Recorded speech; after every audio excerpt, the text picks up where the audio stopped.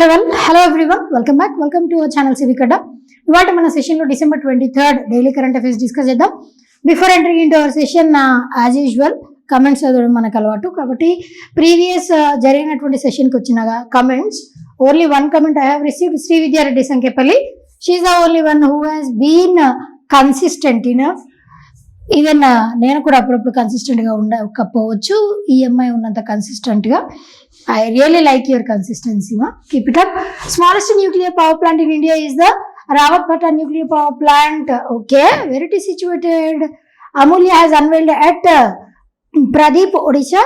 Basically, unveiled అన్నది కాదమ్మా, కాకపోతే లాంచ్ అన్నది గోవాలో జరిగింది. అన్వెయిల్ అన్నది గోవాలో జరిగింది. కాకపోతే అసలు దీని పర్పస్ వచ్చేసి దేన్ని సర్చ్ చేయడానికి, ఎక్కడ ఏ ప్రాంతంలో దీనిని లీడ్ చేయడానికి, పాట్రోలింగ్ చేయడం కోసం అని చెప్పేసి అని అంటే that is at Paradip Odisha. Paradip ఒడిషాలో బేస్ అంటే ఏంటి, అక్కడ పాట్రోల్ చేయడం కోసం అని చెప్పేసి ఈ patrol vehicle that is Amulya దానిని అన్వైల్ చేశారనమాట. గోవా షిప్ యార్డ్ లిమిటెడ్ వాళ్ళు, జిఎస్ఎల్ వాళ్ళు దీన్ని తయారు చేశారు, manufacture. UPS union pension system unified pension scheme replace national pension system.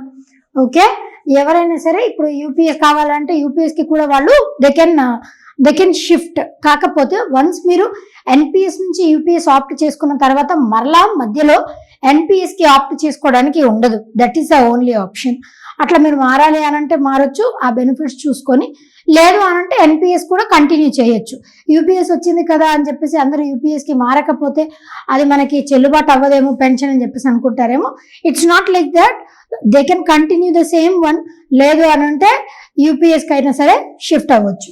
That's the only problem. International day of mathematics or pi day, that is on March 14th every year.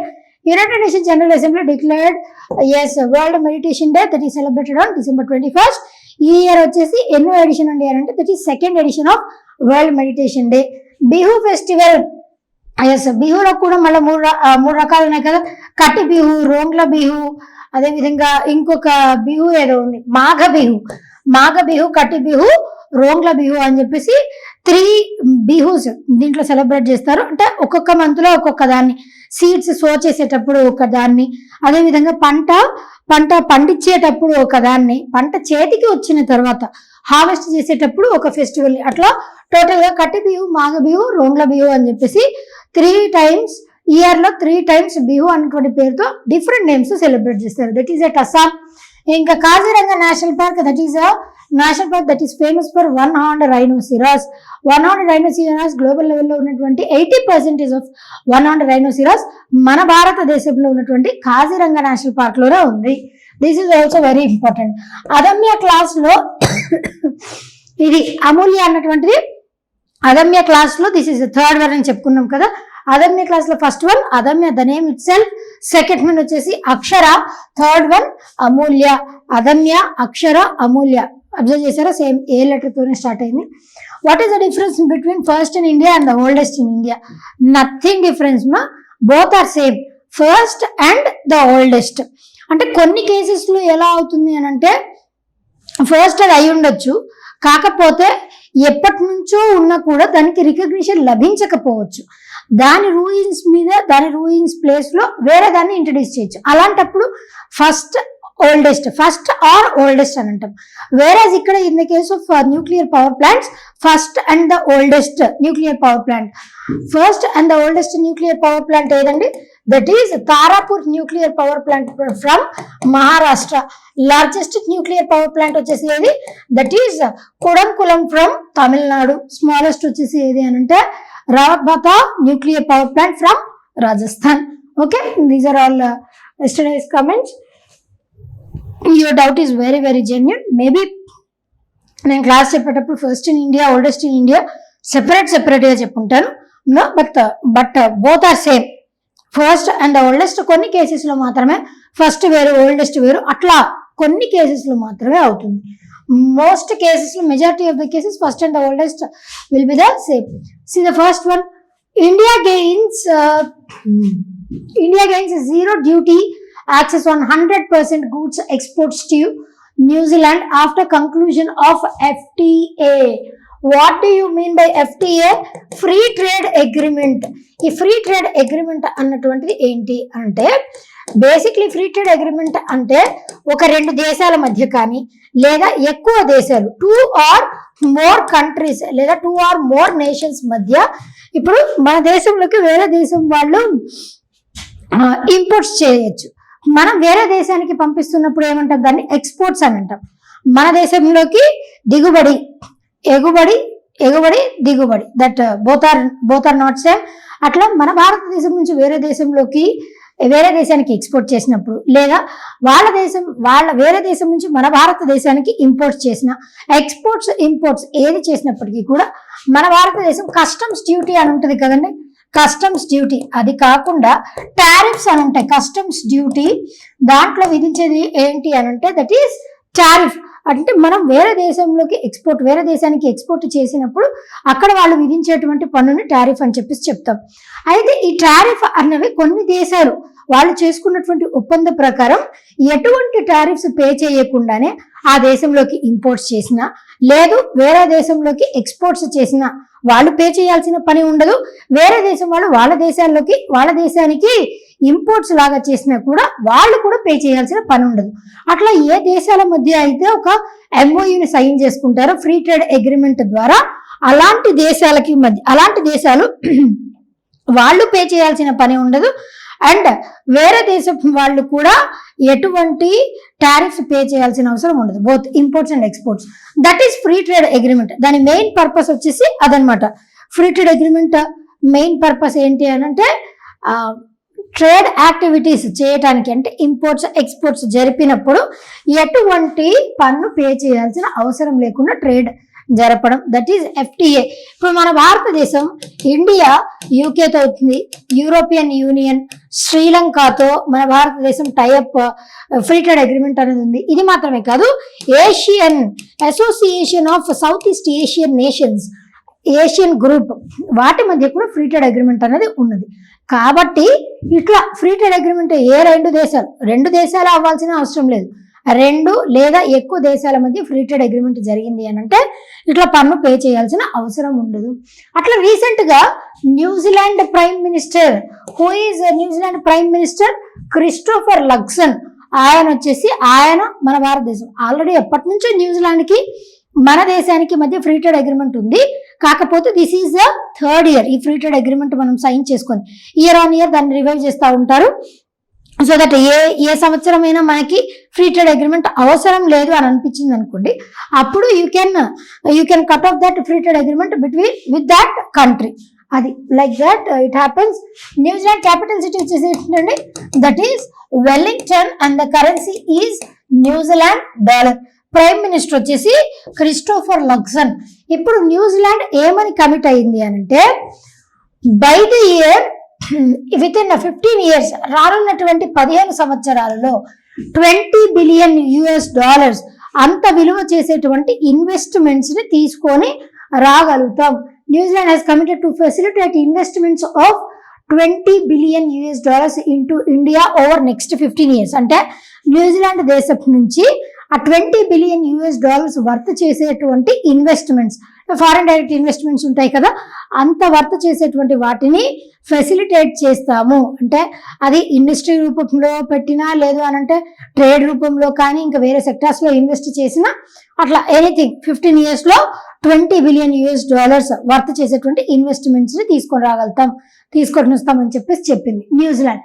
ఇంకొకటి, India has offered tariff liberalization in 70% lines covering 90% of New Zealand India bilateral trade.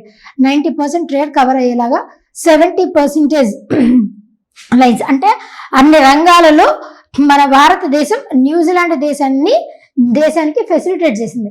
ఇంకొకటి ఏంటి అని అంటే 118 services sectors, దాంట్లో computer related services అయినా, professional అయినా, audio visual services అయినా, telecommunication services అయినా, కన్స్ట్రక్షన్ సర్వీసెస్, ఇవన్నీ కూడా ఇన్ అబౌట్ 139 సబ్ సెక్టార్స్.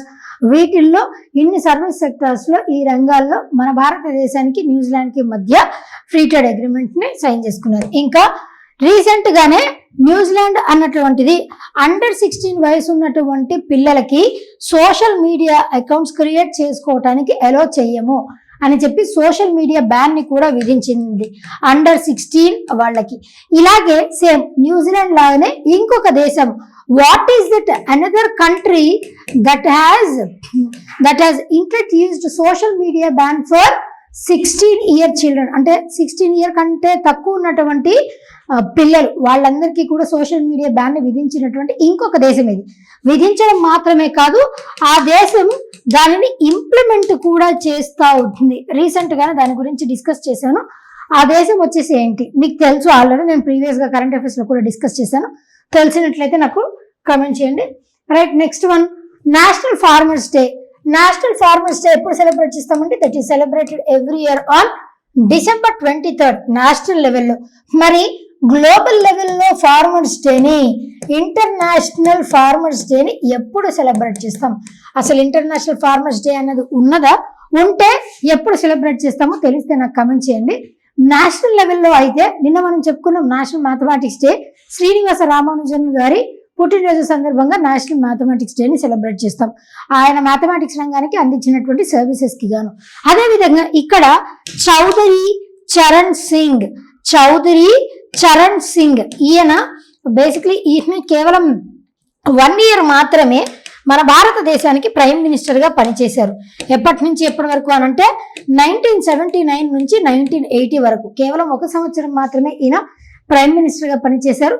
దానికంటే ముందు చౌదరి చరణ్ సింగ్ గారు he is from the state Uttar Pradesh నుంచి ఎమ్మెల్యేగా కంటెస్ట్ చేశారు. అదేవిధంగా ఎంపీగా కూడా ఉత్తరప్రదేశ్ నుంచి ఈయన చాలా పదవుల్ని సర్వ్ చేశారు చౌదరి చరణ్ సింగ్ గారు. ఆయన 1 సంవత్సరమే ప్రైమ్ మినిస్టర్ గా పనిచేసిన, ఫార్మర్స్ కి పెద్దపీట వేసి ఫార్మర్స్ లైవ్లీహుడ్ లో చేంజెస్ ని తీసుకొని రావడానికి చాలా పాటుపడ్డారు. అందుకే ఆయన చేసినటువంటి సర్వీసెస్ కి ఈవెన్ జమీందారీ సిస్టమ్ దాంట్లో కూడా చాలా చేంజెస్ ని తీసుకొని వచ్చారు. ఉత్తరప్రదేశ్ లో ల్యాండ్ రిఫార్మ్స్ తీసుకొని వచ్చినటువంటి వ్యక్తి, ఉత్తరప్రదేశ్ ల్యాండ్ రిఫార్మ్స్ లో చాలా చేంజెస్ తీసుకొని వచ్చినటువంటి వ్యక్తి కూడా చౌదరి చరణ్ సింగ్ గారు. ఉత్తరప్రదేశ్ కి 2 సార్లు చీఫ్ మినిస్టర్ గా కూడా ఈయన 2 times చీఫ్ మినిస్టర్ గా కూడా సర్వ్ చేసినటువంటి వ్యక్తి చౌదరి చరణ్ సింగ్ గారు. అట్లా ఆయన ఫార్మర్స్ కి ఎనలేని సర్వీసెస్ అందించడం వల్ల ఆయన పుట్టినరోజునే నేషనల్ లెవెల్లో ఫార్మర్స్ డేగా సెలబ్రేట్ చేస్తాం. చౌదరి చరణ్ సింగ్ గారు ఇప్పుడు right now union agriculture and farmers welfare minister గా ఎవరున్నారండి? శివరాజ్ సింగ్ చౌహాన్ గారు. ఆయన union minister of agriculture and farmers welfare గా ఆయన సర్వ్ చేస్తున్నారు. అదేవిధంగా రీసెంట్ గా ఈయన చనిపోయిన తర్వాత పోస్టుమస్లీ భారత రత్న అవార్డు అందించారు. 2024 లో ఈయనతో పాటు ఇంకొక 2 భారత రత్నాన్ని డిక్లేర్ చేశారు.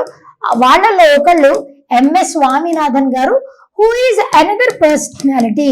2024లో భారత రత్న మొత్తం 3కి, భారత రత్న టోటల్ గా మాక్సిమం ఎంతమందికి ఇస్తారండి? 1 సంవత్సరం 3కి భారత రత్న ఇస్తారు. అలాగే 2024లో కూడా 3కి భారత రత్న అనౌన్స్ చేశారు. ఫాదర్ ఆఫ్ గ్రీన్ రెవల్యూషన్ అని MS స్వామినాథన్ గారికి పేరు కదా ఆయన. అండ్ అదే విధంగా ఈయన మన చౌదరి చరణ్ సింగ్ గారు, ఆయనకి ఇంకొక పర్సన్ వచ్చేసి ఎవరు? Who is another person who has been awarded Bharat Ratna in the year 2024. ఈయనకి పోస్టుమస్లీ భారత రత్నాన్ని అందించారు. All these are important regarding Chaudhary Charan Singh garu. Next one, pro wrestling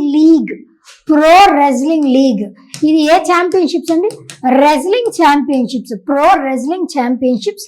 దీన్ని ఏ సంవత్సరం నుంచి కండక్ట్ చేస్తున్నారు అని అంటే సిన్స్ ది ఇయర్ 2015, 2015 సంవత్సరం నుంచి దీన్ని కండక్ట్ చేస్తూ వస్తున్నారు. అప్పటి నుంచి ఒక్కొక్కసారి 1 yearకి 2 yearsకి ఒకసారి. లాస్ట్ ఎడిషన్ ఎప్పుడు జరిగిందండి అని అంటే 2019లో లాస్ట్ ఎడిషన్ అన్నటువంటిది జరిగింది. మరి దాని తర్వాత ఎందుకండి ఇంత బ్రేక్ వచ్చింది? ఇప్పుడు కూడా ఈ ఇయర్ కూడా కండక్ట్ చేయలేదు. 2026లో జనవరిలో దీనిని కండక్ట్ చేయనున్నారు. ఎక్కడ? నోయిడా, ఉత్తరప్రదేశ్లో దీన్ని కండక్ట్ చేయనున్నారు. ఎందుకండి ఇంత బ్రేక్ వచ్చింది అని అంటే బికాస్ ఆఫ్ కోవిడ్-19 వల్లనే బ్రేక్ వచ్చింది. 2019లో లాస్ట్ ఎడిషన్ జరిగింది. హర్యానా స్టేట్ గెలిచింది రెజ్లింగ్ ఛాంపియన్షిప్స్. దాని తర్వాత ఇప్పుడు మరలా 2026లో జాన్లో నోయిడా ఉత్తరప్రదేశ్ దీనిని కండక్ట్ చేయనున్నారు అనమాట. నోయిడా ఉత్తరప్రదేశ్. ఇప్పుడు లోగోని ఎందుకు చేంజ్ చేశారు? This is the earlier previous logo వచ్చేసి ఇది pro wrestling league, previous league ఇది. ఇద్దరు రెజ్లింగ్ చేసుకుంటా ఉన్నట్టు ఈ కలర్స్, ఇప్పుడు కలర్స్ చేంజ్ చేశారు చూసారా, red colour and blue colour. Red and blue indicates what అని అంటే, రెడ్ కలర్ బ్లూ కలర్ మనకి రెజ్లింగ్ ఆడేటప్పుడు కోట్ ఒక కలర్, అదే విధంగా దానికి చుట్టూ రోప్స్ ఉంటాయి కదా, ఆ రోప్స్ అండ్ కోట్ అవి రెడ్ కలర్ బ్లూ కలర్ లో ఉంటాయి. ఆ రోప్స్ అండ్ కోట్ ఆ రెండు కలర్స్ ని ఇక్కడ red colour blue colour same. ఇక్కడ కూడా ఇద్దరు ఇండివిజువల్స్ రెజ్లింగ్ చేసుకుంటున్నట్టే సేమ్ అది కూడా కంటిన్యూ అయింది. కాకపోతే ఇక్కడ ప్రో రెజ్లింగ్ లీగ్ అని చెప్పేసి ఇక్కడ పేరు ఇలా PWL అని చెప్పేసి ఉంది కదా, వేరే ఇక్కడ మొత్తం ప్రో రెజ్లింగ్ లీగ్ అని చెప్పేసి కంప్లీట్ ఉంది. ఇటు 3 స్టార్స్ ఉన్నాయి, అవి కూడా రెడ్ అండ్ బ్లూ కలర్ లో ఉన్నాయి.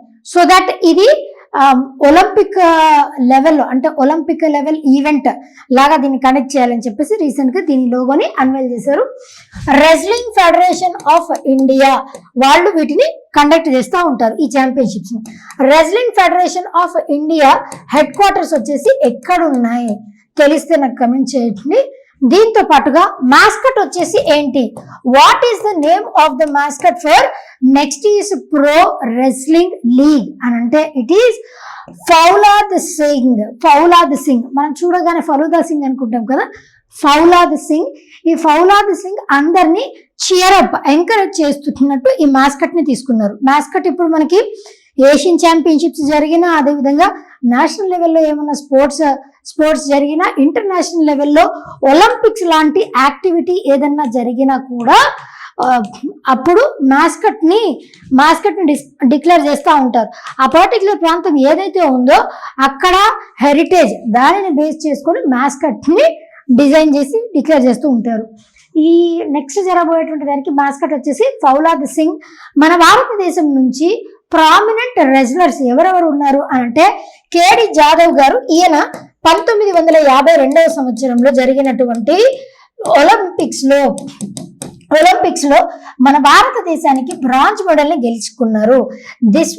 He is the first person to win first Indian లేదా first medal that has won in wrestling championships లో మొట్టమొదటి ఒలింపిక్ మెడల్ మనకి ఎవరి ద్వారా లభించింది అంటే కేడి జాదవ్ గారి వల్ల 1952 ఇయర్ లో లభించింది. కేడి జాదవ్ గారు, Sushil Kumar, Yogeshwar Dutt, Bajrang Punia, Ravikumar Dahiya, Sakshi Malik and Vinesh Phogat గారి ఉదంతం కూడా రీసెంట్ గా మీ అందరూ తెలుసు.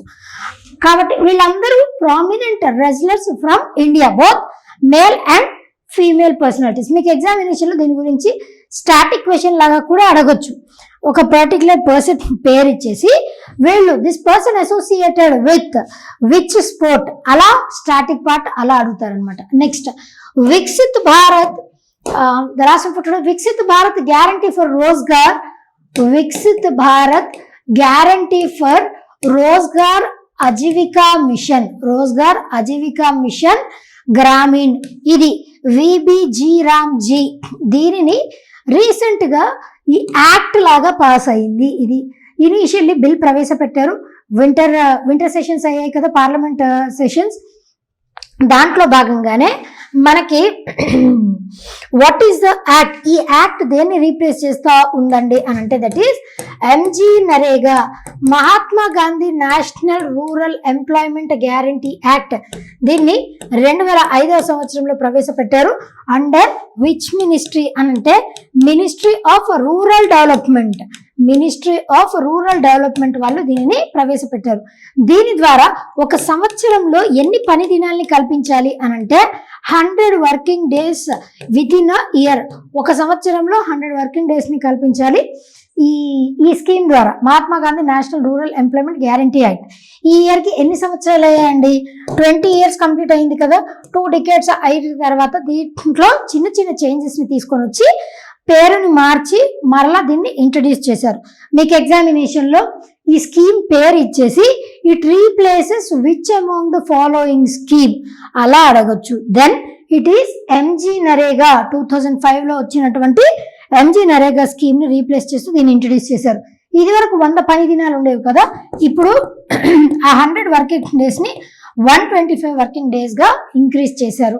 దాంట్లో ఖచ్చితంగా 33% మహిళలకి రిజర్వేషన్ ని కల్పించాలి. 33% విమెన్ కి వర్క్ ని కలిగించాలి.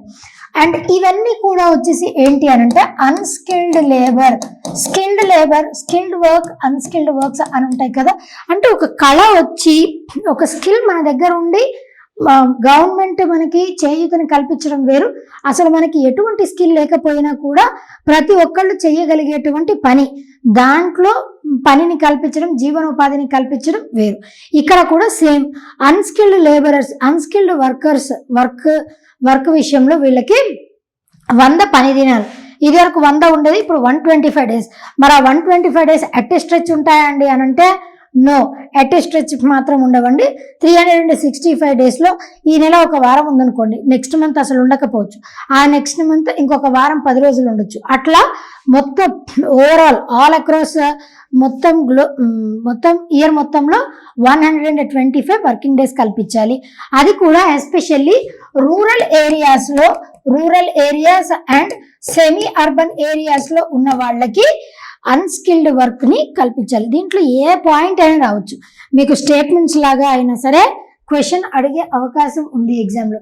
Implemented as a centrally sponsored scheme. Central scheme is different to that of centrally sponsored scheme. Central scheme అని అంటే మొత్తం కూడా దానికి అయ్యేటువంటి ఖర్చు, దానికి అయ్యేటువంటి ఇన్ఫ్రాస్ట్రక్చర్ అదంతా కూడా సెంట్రల్ గవర్నమెంటే భరిస్తుంది. ఇప్పుడు Beti Bachao Beti Padhao scheme, that is central government scheme. Whereas ఇక్కడ this is centrally sponsored scheme. అంటే సెంట్రల్ గవర్నమెంట్ కొంత అమౌంట్ ని కేటాయిస్తుంది, స్టేట్ గవర్నమెంట్ కూడా కొంత అమౌంట్ ని కేటాయించాలి. స్టేట్ కి centre is to state share వచ్చేసి ఎంత అంటే 60:40. వేరేజ్ in the case of union territories 100% సెంటరే బరాయిస్తుంది. ఎందుకు అనంటే union territories fall under the control of centre కాబట్టి. దానితో పాటు north eastern states and Himalayan states, మరియు హిమాలయన్ స్టేట్స్ కి 90:10 90% గవర్నమెంట్ ప్రొవైడ్ చేస్తుంది, 10% ఆ స్టేట్ గవర్నమెంట్స్ వెచ్చించుకోవాల్సి ఉంటుంది.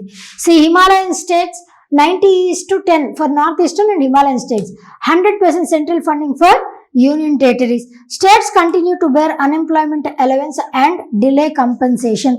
ఎప్పుడైనా డిలే అయింది అనుకోండి, అలాంటప్పుడు స్టేట్సే భరాయించుకోవాలి, స్టేట్సే వాళ్ళకి పే చేయాల్సి ఉంటుంది. స్టేట్స్ మే నోటిఫై, ఇప్పుడు సంవత్సరంలో అట్ ఏ స్ట్రెచ్ 60 డేస్ వరకు పాజ్ ని ఇవ్వచ్చు.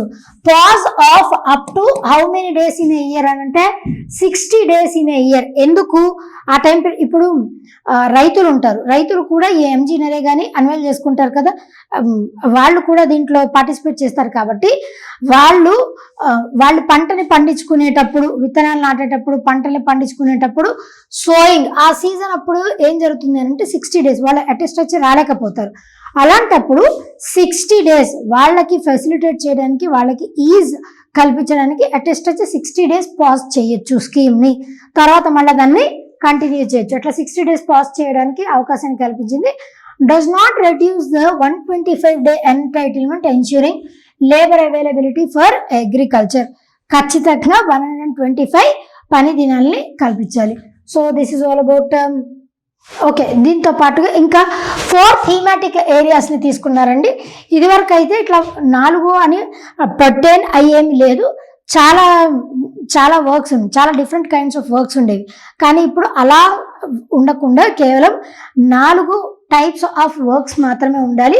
దాంట్లో ఒకటి వాటర్ సెక్యూరిటీ, ఇంకొకటి కోర్ రూరల్ ఇన్ఫ్రాస్ట్రక్చర్ అంటే రోడ్స్ బాగు చేయటం, గుంతలు తవ్వటం ఇలాంటివి, లైవ్లీహుడ్ రిలేటెడ్ ఇన్ఫ్రాస్ట్రక్చర్, అదేవిధంగా climate resilience and extreme weather mitigation. ఈ 4 ఏరియాస్ నుంచే వీళ్ళకి పనిని కల్పిస్తారనమాట. Gram sabhas and panchayats remain the core planning authorities లాగా గ్రామ సభస్ అండ్ పంచాయత్స్ యాక్ట్ చేస్తాయి. Works to originate from Viksit Gram Panchayat plans prepared through participatory processes, ఇవంతా కూడా ఉంది. So this is all about today session అండి. We will be meeting for another session, that is tomorrow session. And దీని PDF కూడా మన Telegram ఛానల్లో provide చేస్తాను. So ఇంకా ఎవరైనా మన ఛానల్ని సబ్స్క్రైబ్ చేసుకోకపోతే do subscribe to channel civic Adda. Until then, keep watching, keep learning, and thank you so much.